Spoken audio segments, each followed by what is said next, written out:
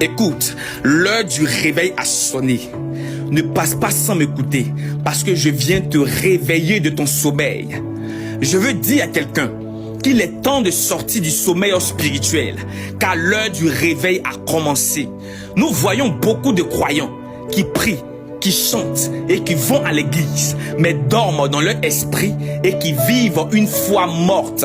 Mais que nous dit Romains 13, verset 11, il est écrit: cela importe d'autant plus que vous savez à quel temps nous sommes. C'est l'heure de vous réveiller enfin du sommeil, car maintenant le salut est plus près de nous que lorsque nous avons cru. Écoute, quand on parle du réveil, c'est le moment où ton esprit s'éveille à Dieu, où tu sors de la paresse spirituelle, de la lourdeur spirituelle, de la fatigue spirituelle, du sommeil spirituel, pour entrer dans une vie de feu et de puissance. Quand on parle du réveil, c'est renoncer au plaisir, c'est renoncer aux passions de ce monde et ne plus vivre comme les païens dans ce monde, mais plutôt marcher dans la sainteté et la lumière. Alors réveille-toi, toi qui dors, relève-toi d'entre les morts et Christ t'éclairera.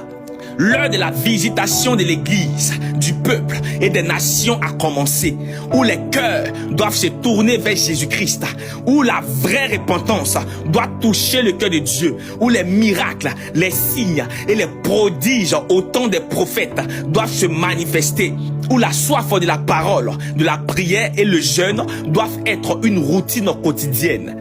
La Bible déclare que Dieu ne nous a pas donné un esprit de timidité, mais un esprit de force et de puissance. Nous sommes arrivés dans un temps où Dieu veut secouer son peuple pour qu'il se réveille de la tiédeur. L'heure du réveil est l'heure où Dieu t'appelle à sortir du sommeil spirituel pour marcher dans la lumière, manifester sa gloire et préparer son retour. Le réveil, prophétiquement parlant, est l'annonciateur de la fin des temps et du retour de notre Seigneur Jésus-Christ. C'est pourquoi Matthieu 25, verset 6 déclare ceci: au milieu de la nuit, on cria, voici l'époux, allez à sa rencontre.